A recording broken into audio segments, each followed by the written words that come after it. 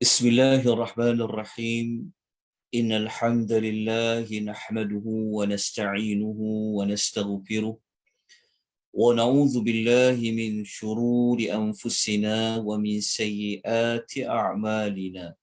Man yahdihillahu fala mudilla lahu wa man yudlil fala hadiya lahu. Wa ashhadu an la ilaha illallah wahdahu la sharika lahu وأشهد أن محمدا عبده ورسوله يا أيها الذين آمنوا اتقوا الله حق تقاته ولا تموتن إلا وأنتم مسلمون فإن أصدق الحديث كتاب الله وخير الحدي حدي محمد صلى الله عليه وسلم وشر الأمور محدثاتها وكل محدثة بدعة وكل بدعة ضلالة وكل ضلالة في النار أما بعد.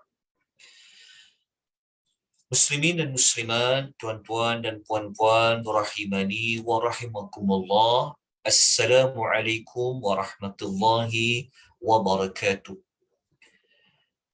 Puji-pujian kita ucapkan, kita panjatkan kehadrat Allah Subhanahu wa taala dengan izin dari Allah, rahmat, hidayah dan juga taufik kita dapat menyambung kembali pengisian fakta-fakta yang berkaitan dengan kisah para Nabi alaihi wassalatu wassalam, yang mana pada minggu lepas kita menangguhkan pengisian kita. Jadi Alhamdulillah malam ni Allah memberikan kita kelapangan, Allah memberikan kita lagi peluang untuk sama-sama kita menimba ilmu, kita menambahkan pengetahuan kita berkenaan dengan kisah-kisah para Nabi. Malam ini merupakan malam yang akhir kita membicarakan tentang kisah Nabi Allah Yusuf alaihi wassalatu wassalam. Yang mana kisah Nabi Allah Yusuf telah pun kita bicarakan beberapa siri sebelum ini. Jadi malam ni adalah siri yang akhir, yang mana malam ini kita akan membicarakan tentang kemusykilan nombor 14, nombor 15, 16 dan juga kemusykilan nombor ke-17. Kemusykilan tersebut, tuan-tuan boleh rujuk kepada nota yang diedarkan kepada tuan-tuan dan puan-puan untuk pengisian pada malam ini. Dan saya juga menggalakkan kepada tuan-tuan dan puan-puan supaya sentiasa merujuk kepada senarai topik berkenaan dengan pembelajaran kita ini pada nota siri yang pertama yang pernah tuan-tuan dapat sebelum ini. Dan Alhamdulillah, kalau tuan-tuan membuka lihat di ruangan chat, tuan-tuan akan dapati ada sahabat kita berkongsikan link yang menyimpan nota-nota di Google Drive. Jadi tuan-tuan boleh ambil nota daripada pengisian nombor 1 sehinggalah pengisian yang ke-26. Malam ni adalah kelas kita yang siri yang ke-26. Bermakna 26 kali kita sudah bertemu. Jadi bagi sesiapa yang mungkin ada kala dapat mengikuti, ada kala tak sempat nak ikuti, dan mungkin ada juga yang baru mengikuti, tuan-tuan dan puan jangan bimbang, kerana pengisian kita daripada siri pertama sampailah siri yang ke-25 semuanya ada rakamannya.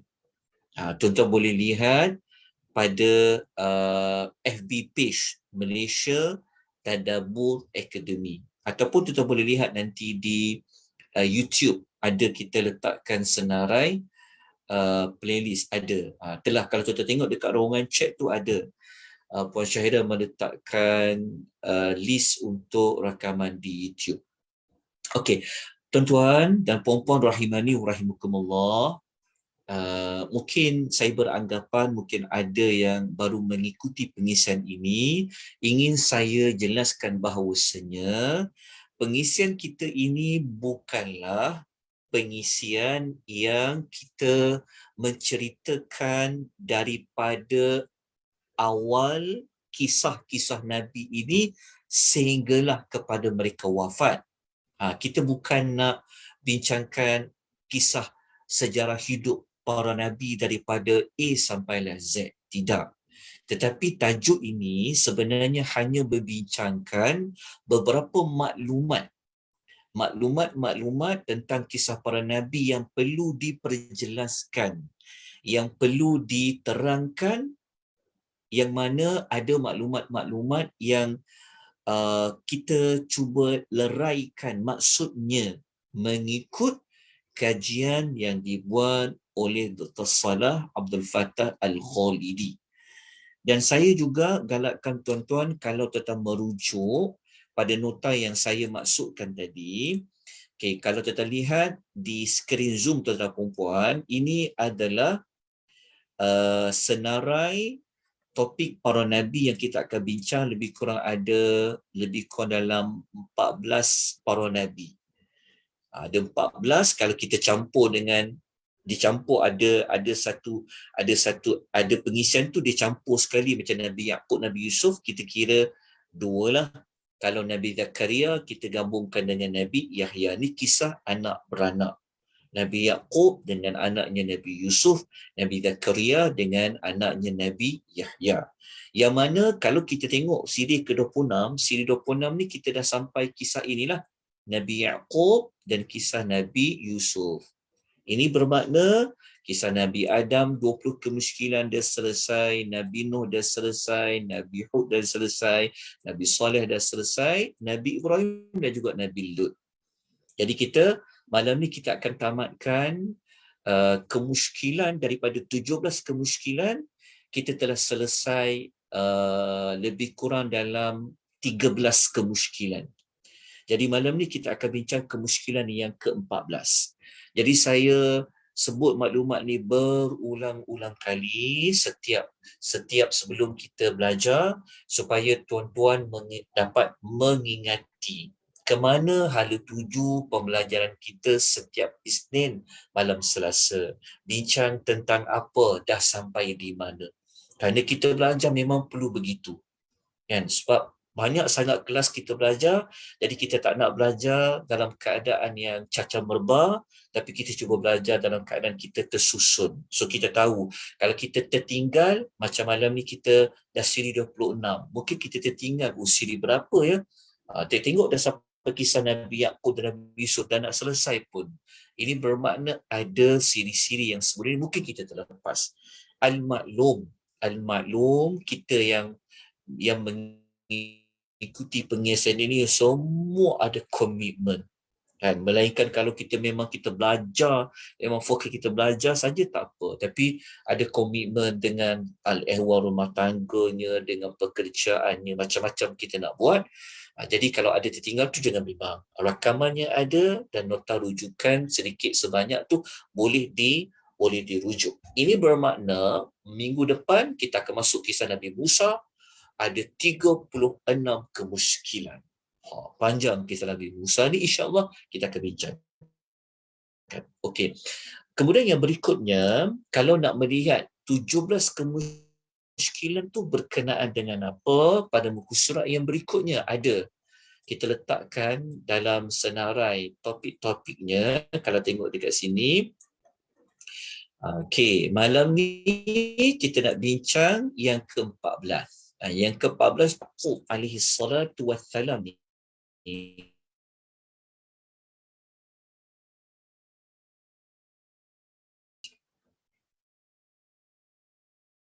Okey.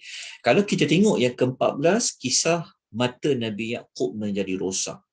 Mungkin sebelum ini kita dengar mata Nabi Yaqub jadi buta. Adakah mata Nabi Yaqub ni menjadi buta kerana terlalu bersedih? Ataupun matanya tak buta tapi matanya menjadi rosak? Kenapa matanya menjadi rosak dan menjadi rosak dan tak mampu nak melihat. Ini kita akan bincangkan malam ni. Kemudian yang ke-15 kita nak bincangkan tentang Nabi Yaqub. Dia dapat menghidu bau baju Nabi Allah Yusuf alaihi salatu wassalam. Kemusykilan dia apa? Kemusykilan dia adalah macam mana Nabi Yaqub ni, walaupun baju tu belum sampai lagi ke tangan baginda radhiyallahu anhu, sampai kepada baginda alaihi salam, macam mana Nabi Yaqub dia boleh bau, sedangkan jauh lagi tak sampai ke tangan dia dah boleh bau. Macam mana dia boleh bau? Kemudian macam mana Nabi Yusuf dia boleh mengetahui bahawa baju yang dia nak kirimkan itu boleh menyembuhkan mata bapanya? Macam mana dia tahu? Inilah yang kita akan bincangkan bagi kemusykilan yang ke-15.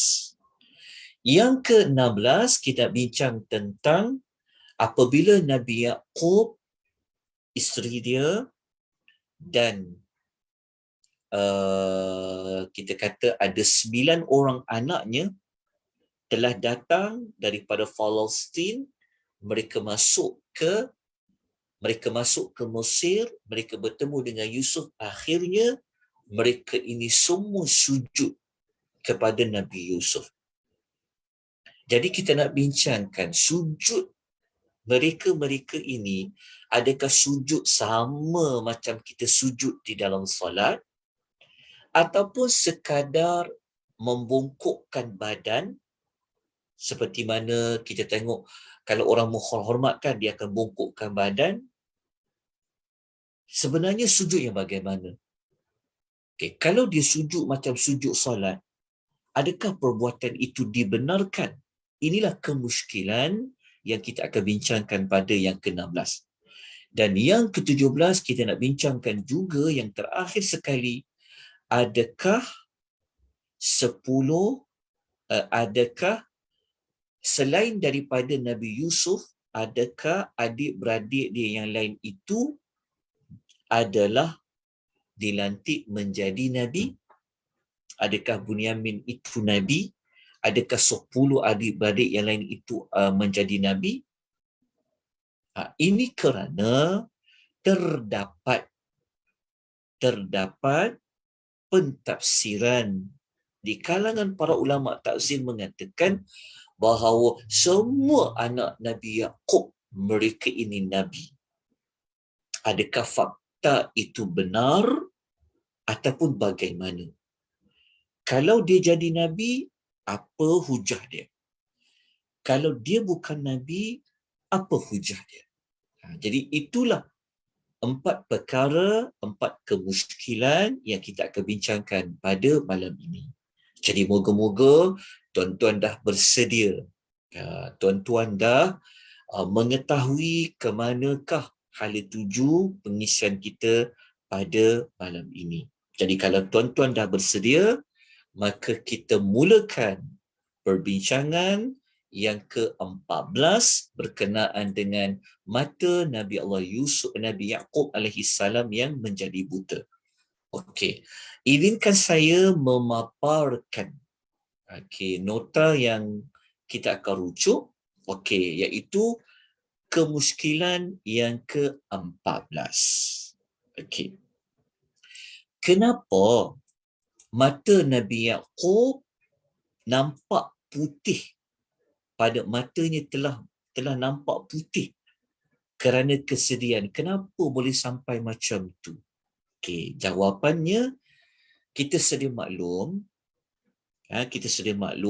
bahawasanya Nabi Allah Yaqub memang telah bersedih setelah kehilangan Nabi Allah Yusuf alaihi salam.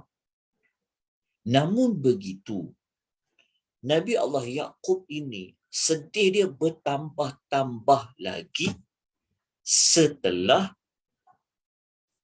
Bunyamin itu sendiri pun telah kehilangan. Maksudnya Nabi Yaqub itu pula dia telah berpisah pula dengan Bunyamin, yang mana Bunyamin itu telah ditahan oleh Nabi Yusuf di Mesir. Kita kena ingat yang mana kali kedua adik-beradik Nabi Allah Yusuf nak datang ke Mesir nak ambil bekalan makanan, Nabi Allah Yusuf dah pesan dah, tolong bawa seorang lagi adik.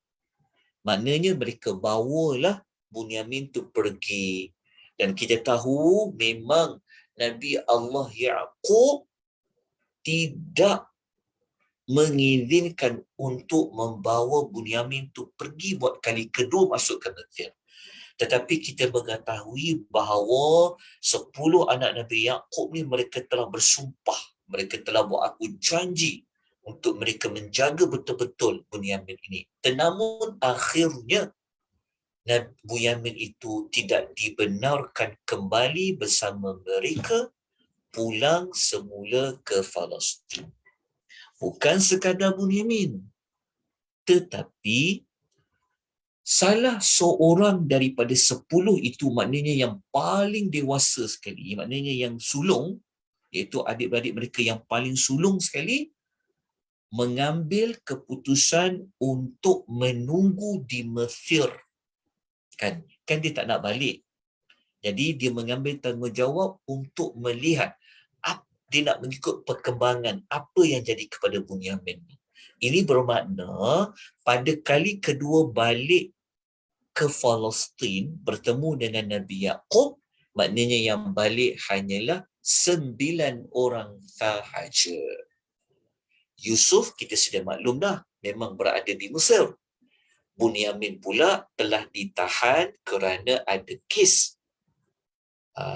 Dia telah mengambil sukatan makanan diraja. Tapi sebenarnya itu bukan dia yang curi.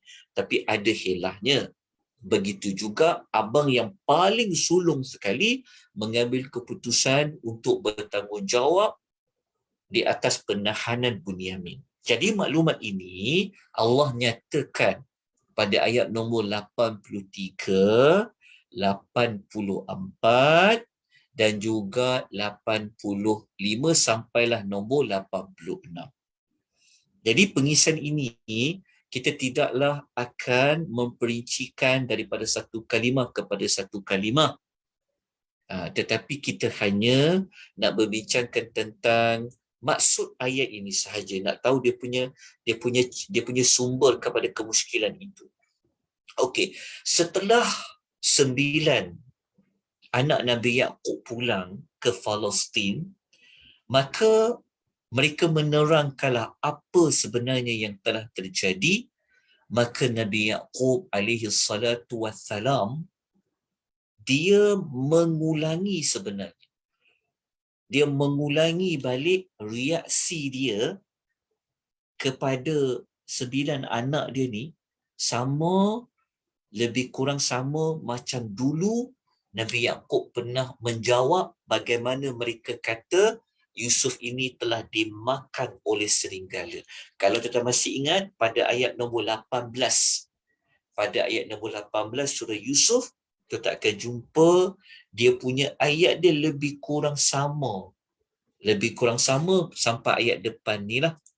Daripada perkataan bal sampailah fasabrun jamil, sama macam ayat nombor 18 tu, cuma ada beza sikit pada hujungnya. Okey, masalah-soalahnya Nabi Allah Yaqub kata, korang ni sebenarnya memandang ringan apa yang telah kamu buat tu.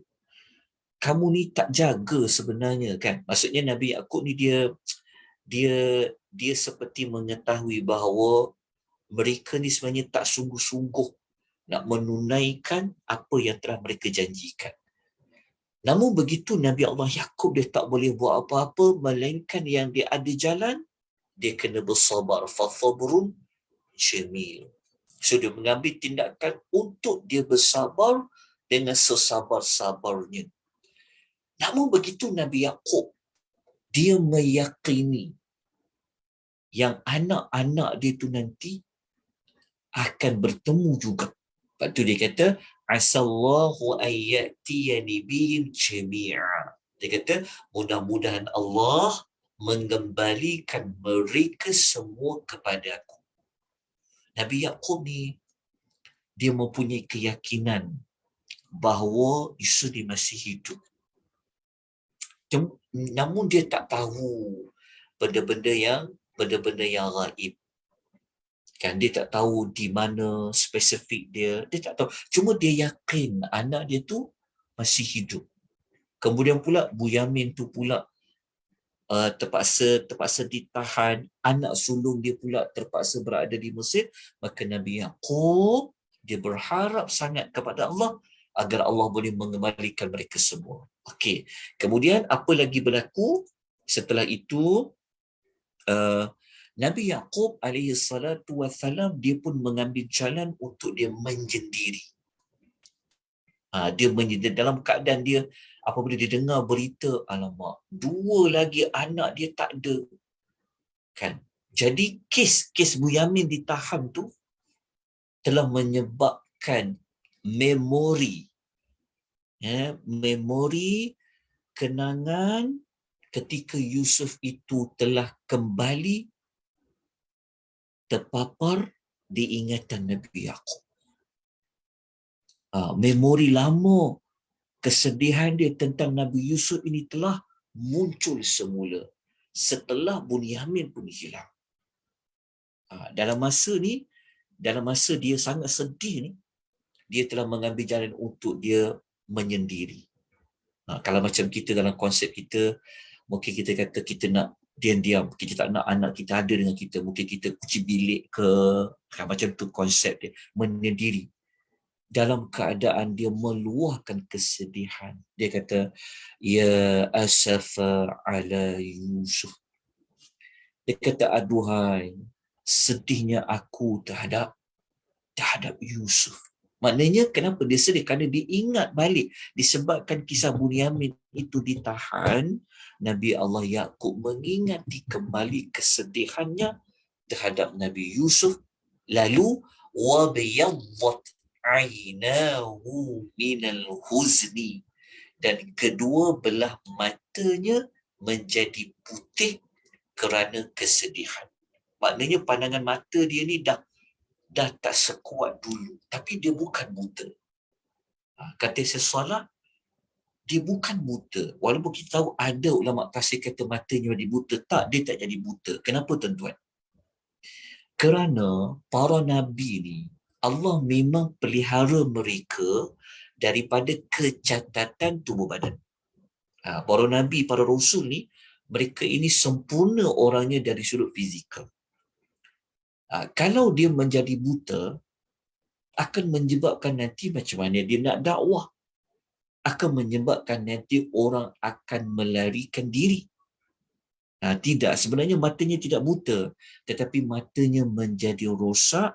Matanya itu tidaklah dapat melihat dengan sempurna seperti sebelum ini. Sebelum kehilangan Nabi Yusuf, tambah-tambah pula Bunyamin pula hilang. Jadi menyebabkan mata Nabi Allah Yaqub itu menjadi putih kerana kesedihan. Dalam masa yang sama, dia menyimpan perasaan marah, fahuwa kadhim. Tapi dia tak luahkan marah dia tu. Dia simpan marah dia bercampur dengan sedih. Marah dia bercampur dengan sedih. Macam mana tuan-puan? Sedih, lepas tu marah, tapi bercampur dengan sedih. Dia pendamkan, dia simpan. Dia tak luahkan dengan dia mengamuk ke anak-anak dia ke. Dia tak ada. Dia simpan dengan perasaan sedih dan dia marah dengan apa yang berlaku. Okay, jadi kita dapat dah kenapa matanya menjadi putih.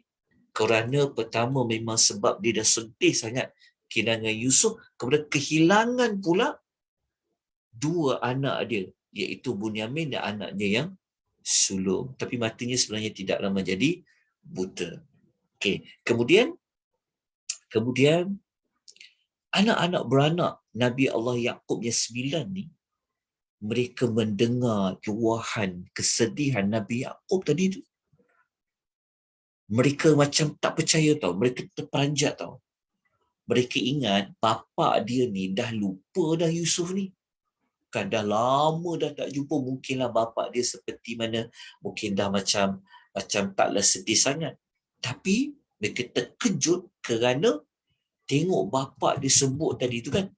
Itu yang mereka sampai bersumpah. Mereka kata, qalu tallahi tafta'u talquru Yusufa hatta takuna haradan atau takuna minal halikin. Mereka berkata, demi Allah, ayah ni kan, seolah-olah bahasanya dia kata, ayah ni kan, kenapalah masih lagi nak ingat Yusuf?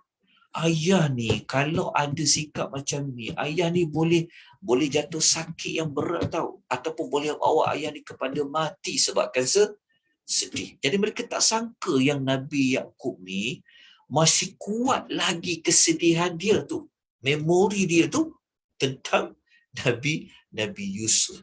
Sebab mereka lah punya pasal. Mereka lah yang telah menyebabkan Bunyamin tu tak balik semula. Maka kes Bunyamin di time tu telah menambahkan lagi ingatan Nabi Allah Yaqub kepada Nabi Yusuf. Kemudian tuan-tuan puan rahimani wa rahimakumullah, seperti yang saya katakan tadi, maka Nabi Yaqub ni dia tak berkongsi pun masalah tu pada orang lain, tetapi dia berkongsi masalah itu dengan Allah. Dia meluahkan perasaan itu kepada Allah. Dia kata, sesungguhnya aku hanyalah mengadukan kesusahan dan duka citaku kepada Allah. Ada ulama kata bathi tu kesedihan yang sebelum ini. Wahuzni, kesedihan yang sedang berlaku ni. Dia kata, sesungguhnya aku hanyalah mengadukan kesusahan dan duka cita itu kepada Allah. Dan aku mengetahui daripada Allah apa yang kamu tidak mengetahui. Seolah-olah Nabi Yaqub ni kata apa? Nabi Allah kata, biarlah, kamu jangan ambil pedulilah pasal aku ni. Kan tadi anak Nabi Yaqub cakap apa? Kan mereka bersumpah kan? Mereka tak sangka bapa dia ni boleh ingat lagi tentang kisah Nabi Yusuf yang dah lama berlaku tadi tu. Jadi bapa dia kata, seolah-olah kalau kita tengok pada konteks cerita ni, seolah macam dia kata, kamu tak payahlah ambil peduli, kamu tak perlu fikirlah masalah aku. Ini saya dah bagi contoh suasana ya. Sehingga dia kata, biarlah, aku nak mengadu kepada Allah je, aku nak meluahkan ia kepada Allah je. Allah ni dia lebih tahu, aku ni lebih tahu, aku tahu sesuatu dari Allah, apa yang kamu tak mengetahui. Maknanya nanti kita akan tengok ya, Nabi Allah Yaqub mengulangi. Dia kata dia lebih tahu, dia tahu sesuatu dari Allah, apa yang mereka tidak mengetahui. Dia tahulah, dia tahu seperti yang menghilangkan anak dia sebenarnya mereka yang buat. Kan dia mengetahui bahawasanya anak dia tu sebenarnya masih lagi hidup. Macam ni dia beritahu hidup. Ingat tak mimpi? Kan masa dia mula-mula Nabi Yusuf bercerita kita mimpi. Baik, tuan-tuan perempuan rahimani wa rahimakumullah, saya tak mahu memanjang-manjangkan kisah ini kerana kita bukan nak mengulas daripada satu adegan kepada satu adegan. Ini insya-Allah nanti kita akan ada satu slot khas, kita cerita tentang Nabi Yusuf sampai habis. Bermula daripada ayat 4 sampailah ayat yang penghujung kisah Nabi Yusuf, yang itu kita akan mengikuti modul pengajian setiap Jumaat malam Sabtu. Sekarang ni setiap Jumaat malam Sabtu kita fokus terlebih dahulu kisah Nabi Adam. Kita kupas habis semua kisah Nabi Adam sampai pada waktunya yang Allah tentukan nanti, keizinan Allah, kita akan bincang kisah Nabi Yusuf, insya-Allah. Baik, kita masuk ke muskilan yang ke-15. Nabi Yaqub ni, Nabi Yaqub alaihi salam mencium baju Yusuf alaihi salatu wassalam. Okey. Kes baju ni tuan-tuan ya, sebenarnya adalah setelah 9 orang anak Nabi Yaqub. Kenapa saya kata 9? Tuan-tuan jangan keliru ya, saya ingatkan lagi. 9 tu sebab Nabi Yusuf kan dah memang duduk dekat Mesir. Bunyamin kan kena tahan. Abang sulung kan Dia duduk, dia tinggal kat situ. Okey, jadi 9 orang anak Nabi Yaqub ni, Nabi Yaqub pesan supaya pergi usaha mencari. Cari balik, tengok keadaan, siasat apa yang berlaku kepada Bunyamin dengan anak sulung dia. Termasuklah Yusuf lah. Ya, maksudnya, pada peristiwa mencium baju ni, ia berlaku setelah anak-anak Nabi Yaqub pergi semula ke Mesir buat kali yang ketiga. Yang kali ketiga ni, memang mereka pergi 9 orang, mereka nak melihat apa jadi kepada Bunyamin yang ditahan tu. Apa yang berlaku kepada anak sulung dia. Okey. Apabila akhirnya setelah mereka sampai pada kali ketiga ni lah, Nabi Allah Yusuf mengenalkan, memberitahu bahawa dia tu sebenarnya adalah Yusuf. Akhirnya mereka tahu. Mereka kata apa? Ainnaka la anta Yusuf? Engkau ni Yusuf kah? Nabi Allah Yusuf kata, Qala ana Yusuf wa hada akhi. Dia kata, ya, akulah Yusuf dan ini adalah saudaraku. Akhirnya Nabi Yusuf pun tunjuk, inilah Bunyamin yang kena tahan tu, inilah Bunyamin. Kan? Kemudian Nabi Allah Yusuf, ya Allah, kalau kita baca kisah ni, kita nak kata manusia macam mana yang boleh memaafkan kesalahan adik-beradik ni? Nabi Allah Yusuf kata apa? Dia kata sesungguhnya Allah telah mengurniakan nikmatnya kepada kami. So yang ni cerita dia, Nabi Allah Yusuf ni dia bagi tahu bahawasanya macam mana dia boleh jadi orang besar Mesir, menguasai Mesir, menjadi Al-Aziz di negara di Mesir itu. Semuanya dia kata sebab Allah yang bagi nikmat tu. Semuanya sebab apa? Sebab dia bertakwa, sebab dia sabar. Okey. Kemudian kita ringkaskan lagi. Kemudian adik-beradik Nabi Allah Yusuf ni akhirnya mereka merasa sangat bangga. Mereka kata bertuahnya, mereka kata. Sebab tu mereka kata tallahi laqad atharakallahu alaina wa in kunna la khati'in. Mereka kata demi Allah. Maknanya adik-adik Nabi Allah Yusuf ni mereka mengakui akan kelebihan Nabi Yusuf berbanding dengan mereka. Dalam masa yang sama, mereka mengaku bahawa mereka benar-benar telah bersalah. Tapi apa Nabi Allah Yusuf buat? Kalau kita baca dekat ayat nombor 92, Nabi Allah Yusuf kata, tak apa. Nabi Yusuf ni dia seorang yang tidak mengungkit. Dia jaga hati sampai dia kata tak apa. Dia kata la tasriba alaikumul yawm. Kamu semua pada hari ini tidak akan ditembelak ataupun disalahkan. Semoga Allah mengampuni dosa-dosa kamu. Okey. Kemudian kalau kita belajar ni, Masya Allah. Jadi kita dengan adik-beradik jangan putus hubungan. Bagai air dicincang tak akan putus. Gaduhlah macam mana sekalipun. Berbaik-baiklah.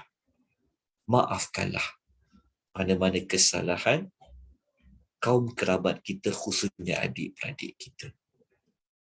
Jadilah seperti Yusuf. Okay. Kemudian Nabi Allah Yusuf ni, inilah cerita asal macam mana baju tu. Lepas tu dia berkata, Yusuf kata, idhabu biqamisi hadha. Dia kata, pergilah dengan membawa bajuku ini.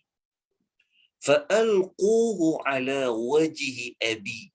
Dia kata, kemudian lepas bawa baju tu, letakkan pada muka ayahku, ya'ti basira, supaya dia dapat melihat kembali. Maknanya dekat sini, kemuskilan dia adalah Macam mana Nabi Allah Yusuf boleh tahu baju dia yang dia akan bagi kepada bapa dia itu boleh menyembuhkan penglihatan bapanya? Kalau kita baca surah Yusuf, kita tak ada jawapan dia. Namun, kita boleh melihat dari sudut Nabi Yusuf ni kan Nabi. Kan dia boleh dapat wahyu. Kan tindak tanduk Nabi ni berdasarkan kepada wahyu. Ini membawa maksud apa yang Nabi Allah Yusuf buat ini sudah pastilah ianya adalah arahan dari Allah Subhanahu wa taala. Sebab Nabi Yusuf dia seorang nabi. Maka siapa yang bagi tahu nanti bau baju tu boleh menghilangkan mata yang tak nampak itu, mata yang kurang nampak seperti biasa itu boleh menjadi sebab? Jawapannya sudah pasti ianya adalah wahyu dari Allah Azza wa Jalla. Itu je jawapan yang kita boleh merukaikan kemusykilan. Kenapa kita kata wahyu? Sebab Nabi Allah Yusuf dari seorang Nabi. Kalau tuan masih ingat lagi, waktu Nabi Allah Yusuf mula-mula duduk dalam perigi pun, kan dia telah dapat ilham dari Allah. Kan bahawa yang Allah Ta'ala kata tak apa, bertenanglah. Kan Allah kata nanti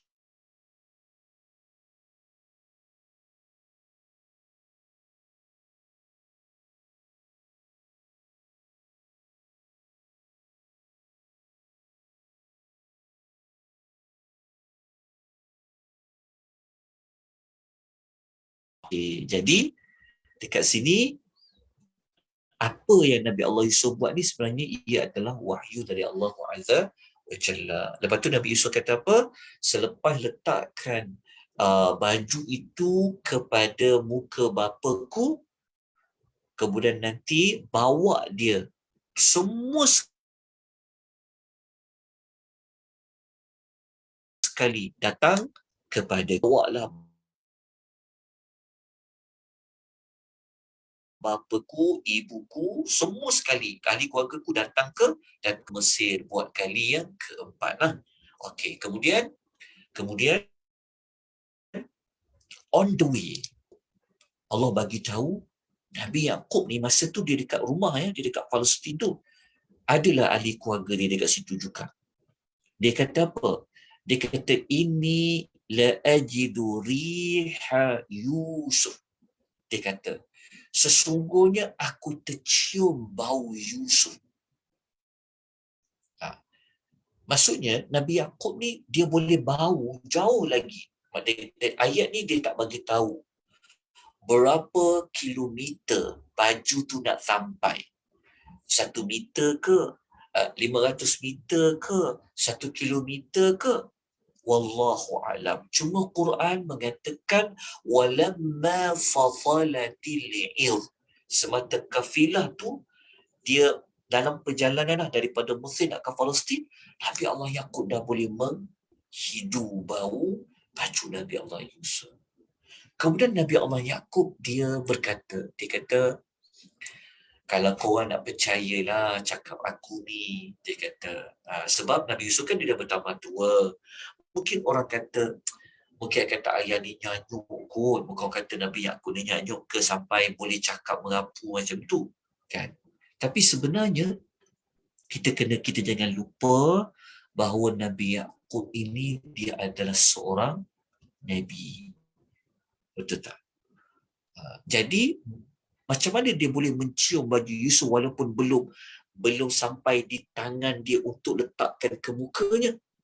Maka kalau dia seorang Nabi, sudah pasti itu adalah mukjizat yang Allah beri kepada, kelebihan yang Allah bagi kepada Nabi Yaqub. Berapa jauh, siapa yang sebenarnya yang bawakan baju tu spesifiknya, wallahu ta'ala a'lam. Tapi yang pastinya baju yang Nabi Yusuf beri itu telah dibawa kembali untuk ditunjukkan, diletakkan ke muka Nabi Yaqub. Okay, itulah kemusykilan yang kita nak ulas pada petang ini. Kita nak ulas pada malam ini. Tapi tuan-tuan, walaupun Nabi Yaqub dia cakap macam tu kan, ada orang tak percaya juga. Siapa yang ada bersama Yaqub semasa Nabi Yaqub cakap macam tu, Allah Taala alam, tapi ada orang yang berkata kepada dia. Mereka katakan bahawa, demi Allah, sesungguhnya engkau ni masih berada dalam kekeliruanmu yang dahulu. Maksudnya Nabi Yaqub kan dia selalu teringat Nabi Yusuf kan. Sampaikan dia boleh cakap, dia boleh terhidu bau baju Nabi Yusuf. So mereka kata, kau ni macam, seolah-olah mereka mengatakan Nabi Yaqub ni macam cakap tu seperti orang yang tak sedarkan diri lah. Maksudnya mereka kata Nabi Yusuf ni masih lagi keliru, masih lagi nak teringatkan Yusuf tu. Tapi sebenarnya tak. Okey, sekarang ni kita tengok lagi. Apabila sampai je pembawa baju Nabi Yusuf tu, maka mereka pun cepat-cepat letak ke wajah muka Nabi Yaqub. Maka Nabi Yaqub, Allah kata apa? Fartadda basira. Lalu dia dapat melihat seperti sedia kala. Nabi Yaqub pun, dia pun cakaplah. Dia kata apa?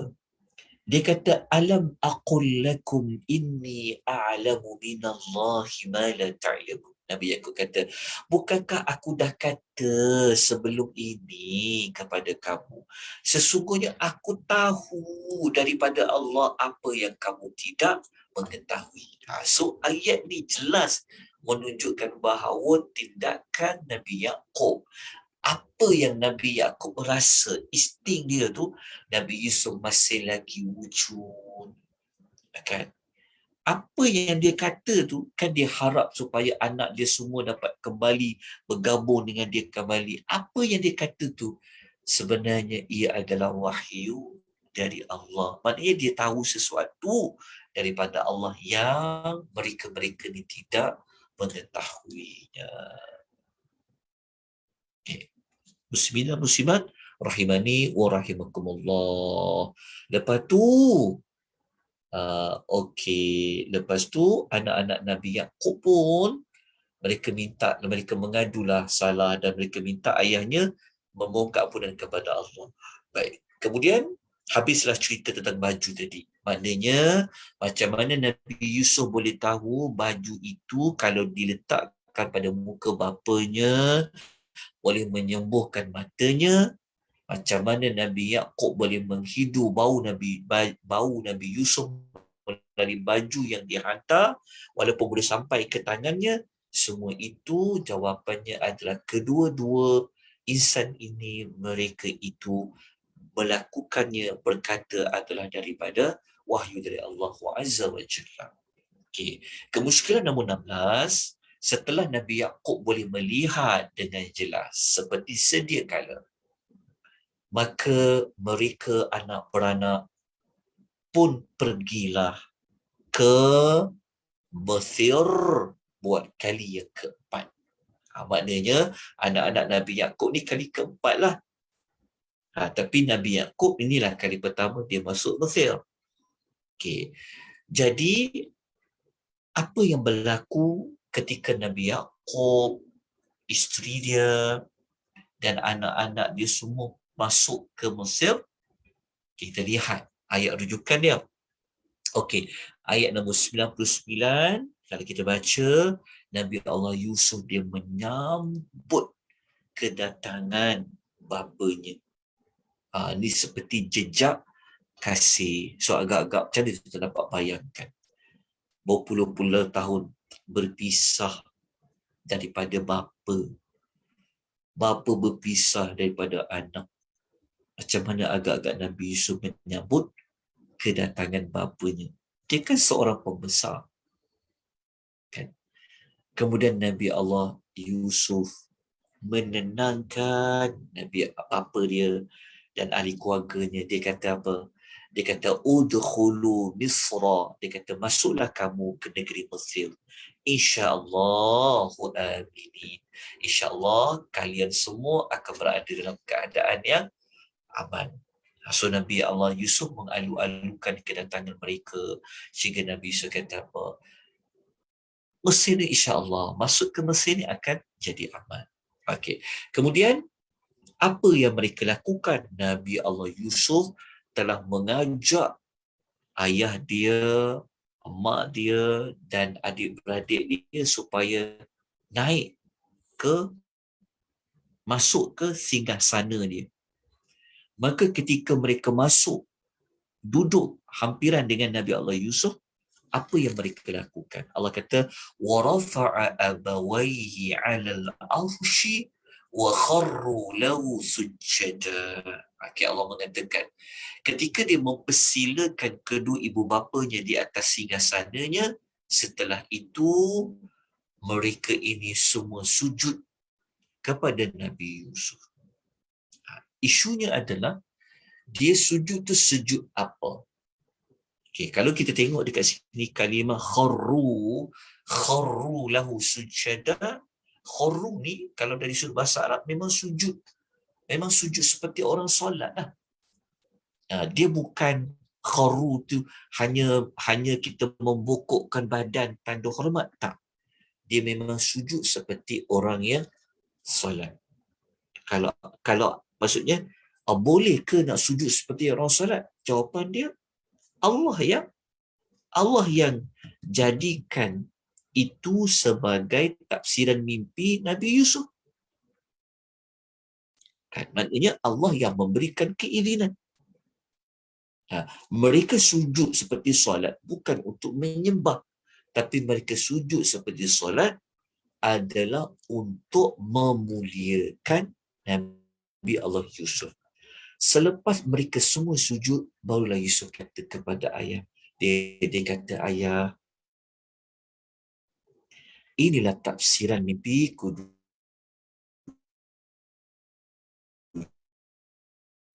Ayah ingat lagi tak ayah mimpi? Saya tengok ada 11 bulan, 11 bintang, 1 bulan, 1 matahari sujud kan? Maka pada saat inilah Nabi Allah Yusuf mengetahui bahawa inilah sebenarnya yang 11 bintang itu sujud, rupa-rupanya adik-beradik dia yang sujud, 1 matahari sujud, itu adalah Nabi Yaqub atau emaknya. Bulan itu atau emak ataupun bapanya, ada khilaf lah para ulama. Kata Nabi Allah Yusuf, sesungguhnya Allah telah menjadikan mimpiku ini adalah satu kenyataan. Okey, tuan-tuan, kita tak nak bincang tentang mimpi ini. Kita bukan nak ulas ayat ni sebab kita kena ambil satu ruang yang khas untuk belajar teladan-teladan daripada kisah Nabi Allah Yusuf. Tetapi kita nak sebutkan di manakah rujukan ayat yang kata sujud, dan kita dah selesai membincangkan pendapat yang mengatakan sujud ini bukanlah sekadar membungkukkan badan, tapi sujud seperti sujud orang yang salat itulah, yang tunduk seperti orang yang sujud tu untuk memuliakan, bukan menyembah. Okay, seperti mana yang kita pernah bincang yang para malaikat sujud kepada Adam.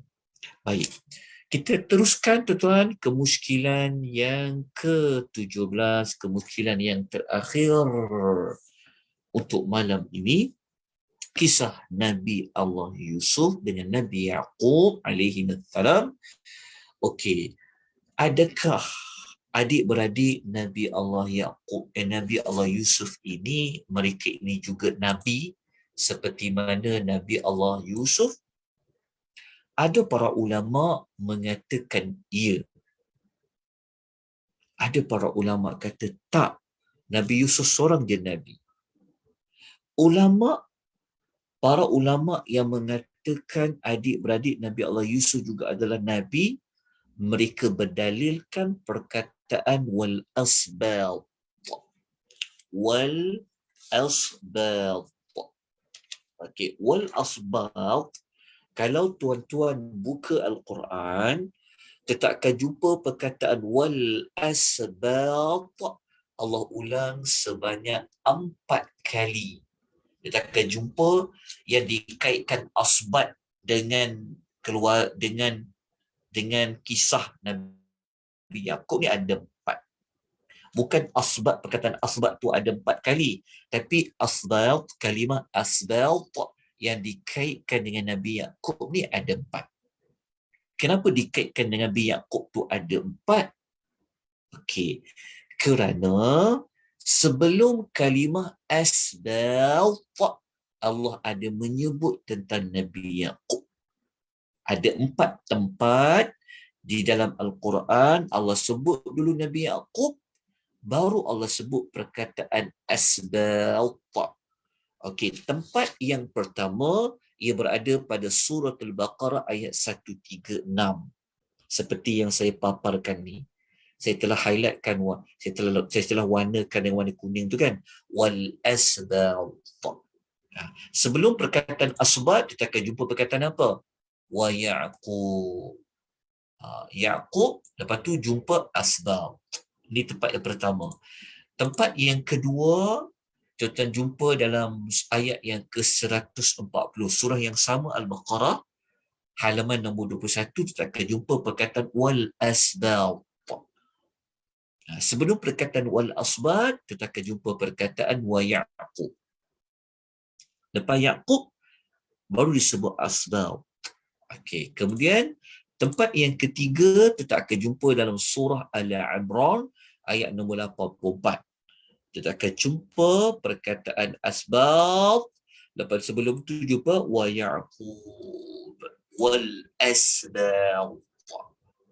Okey, dalam nota saya bawa 3 tempat yang disebut perkataan asbab tapi sebelumnya Ya'qub. Tapi sebenarnya ada 4. Ada 4 tempat. Tempat yang keempat ni kalau boleh saya minta Tuan Salin, ia berada pada surah An-Nisa. Dia berada pada surah An-Nisa, surah yang keempat. Tuan-tuan rujuk ayat 163. Ayat 163 kita akan jumpa disebutkan perkataan asbat. Sebelum perkataan asbat, kita akan jumpa perkataan wa Ya'qub. Wa Ya'qub. Okey. 4 tempat ni para ulama yang pertama mengatakan asbat dekat sinilah anak-anak Nabi Yaqub. Maka anak-anak Nabi Yaqub itu juga adalah nabi. Okey, kita tengok kenapa mereka katakan anak-anak Nabi Yaqub ini asbat tu anak-anak Nabi Yaqub menjadi nabi. Okey, kerana begini. Kita tengok ya, kita ambil contoh. Okey, kalau kita baca pada ayat surah Al-Baqarah ayat 136, Allah menyebutkan tentang orang yang beriman ini, dia akan beriman kepada nabi-nabi yang lain juga. Seperti mana? Seperti apa?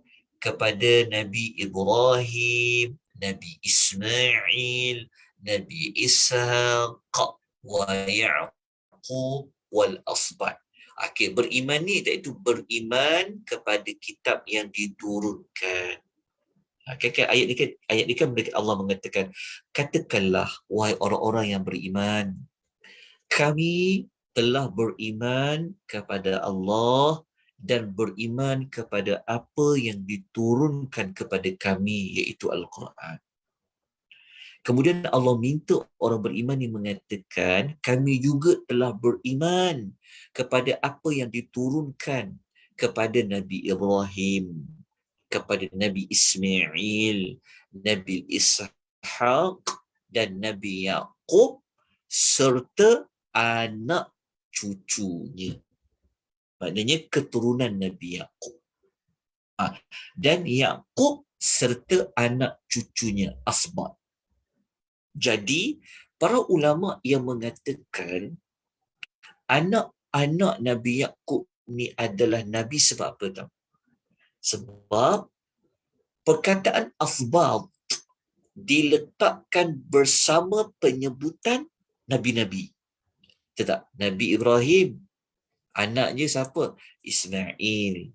Dan anaknya juga Ishaq. Ishaq ada anak namanya Yaqub. Yaqub ada anak-anak dia. So anak-anak dia tu dipanggil wal asbab. Jadi anak-anak Nabi Yaqub ini dia adalah Nabi lah, sebab perkataan asbat ini diletakkan, disebutkan bersamaan dengan Nabi-Nabi yang lain. Ini adalah pendapat ulama yang pertama. Samalah ulasan dia. Baca ayat 140 Al-Baqarah, termasuklah surah Ali Imran ayat 84, termasuk surah Nisa ayat 163. Okey, tetapi ada pendapat ulama yang kedua mengatakan asbat dekat situ bukan merujuk kepada anak-anak Nabi Yaqub itu boleh diterjemahkan macam dia kata asbat tu, mereka mengatakan tidaklah semestinya menunjuk kepada makna anak-anak. Faham tak? Bukanlah asbab tu hanya merujuk kepada anak Nabi Yaqub je. Tapi asbab ni tuan-tuan, sebenar-benarnya kata Syekh Salah, dia boleh merujuk macam kita kata macam keturunan, macam kita nak kata pecahan kaum-kaum, kabilah. Bukan bermaksud asbab dalam ayat ini merujuk kepada anak-anak Nabi Yaqub yang anak-anak Nabi Yaqub semata-mata. Pendapat kedua kata perkataan asbat tu juga boleh merujuk kepada sesiapa yang datang selepas Nabi Yaqub.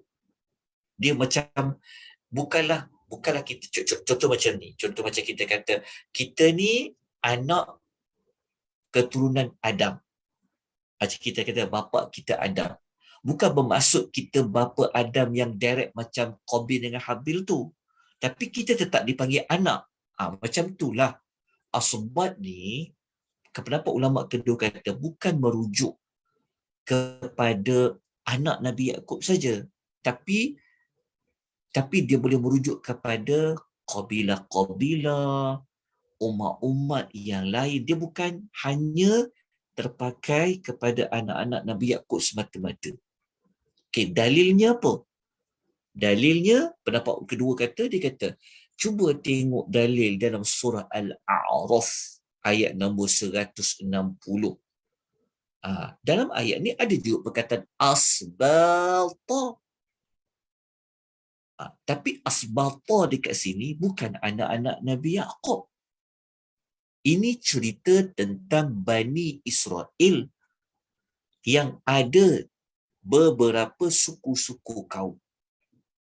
Contoh dia, Allah kata, dan kami membahagikan mereka Bani Israel menjadi ithnatay asyrata asbata, menjadi 12 asbata, suku ataupun kabilah yang besar.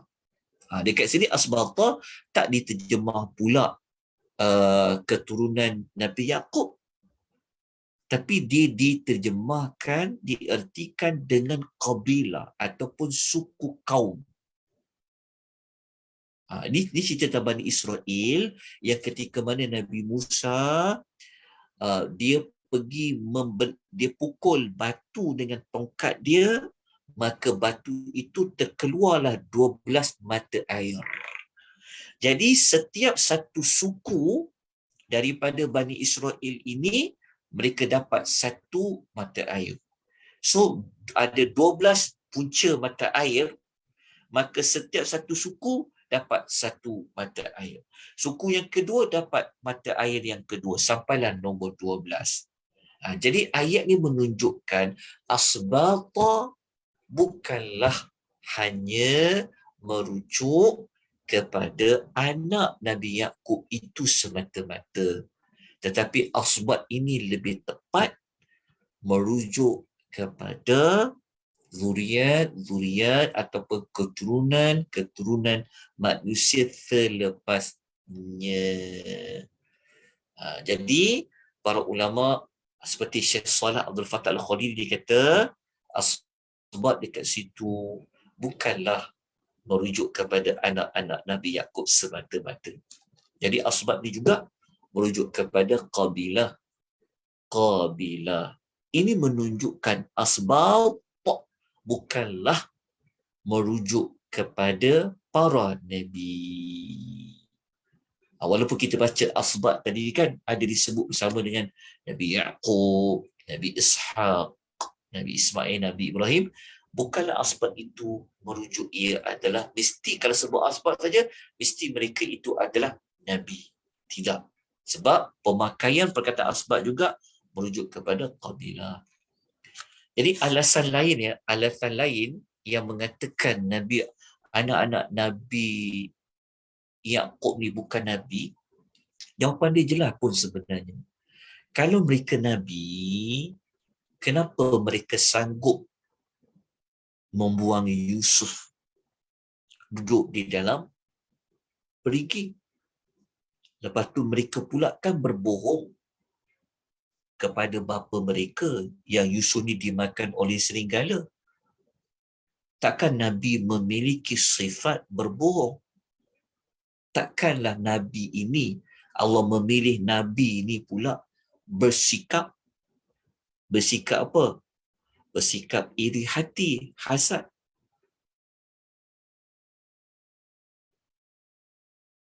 Jelas tak?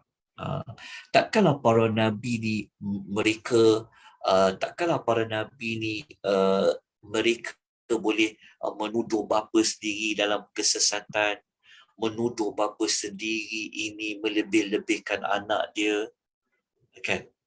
Takkanlah seorang Nabi dia memberi sedih kepada bapanya sendiri.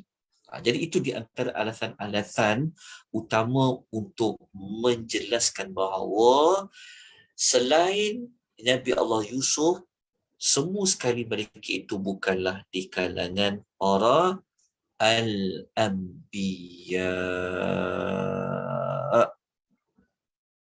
Okey. Dan bukanlah juga mereka, bukan, maknanya kesimpulan dia anak-anak Nabi Yaqub selain Nabi Allah Yusuf, mereka semua bukanlah merupakan para nabi seperti mana Nabi Yusuf alaihi wassalatu wassalam. Sebab para nabi ni dia terpelihara daripada melakukan dosa, tapi kan mereka mengaku salah kepada bapa mereka, mereka minta supaya bapa mereka minta keampunan. Maka itulah kemuskilan yang kita dapat ulas dengan ringkas bagi kemuskilan yang dikaitkan dengan kisah Nabi Allah Yusuf alaihi wassalatu wassalam. Jadi selesailah alhamdulillahillazi bi ni'matihi tatimmus salihat.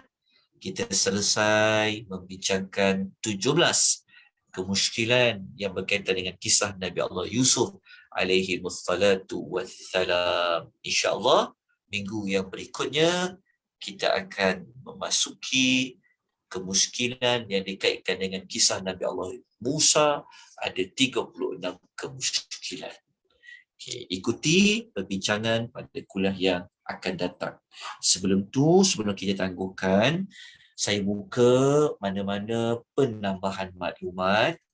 Kalau ada pembetulan atau ada pertanyaan, silakan tuan-tuan dan puan-puan sebelum kita tamatkan pengisian kita. Saya harap tuan-tuan jelas dengan apa yang disampaikan. Kalau ada perlu mana-mana maklumat yang perlu saya ulang, tolong maklumkan. Okay, silakan tuan-tuan dan puan-puan rahimani wa rahmatullah. Okey, ada apa-apa pertanyaan? Okey, kalau tidak ada, jazakumullahu khaira kepada semua yang mengikuti perbincangan kita pada malam ini. Semoga Allah sentiasa memberikan keberkatan kepada kita, Allah memberikan pengampunan kepada kita. Semoga Allah mengurniakan kita kelebihan kita menuntut ilmu Allah Subhanahu wa ta'ala. Kita sudahi pertemuan kita dengan tasbih kafarah dan suratul Asr. Subhanakallahumma wa bihamdika asyhadu an la ilaha illa anta astaghfiruka wa atubu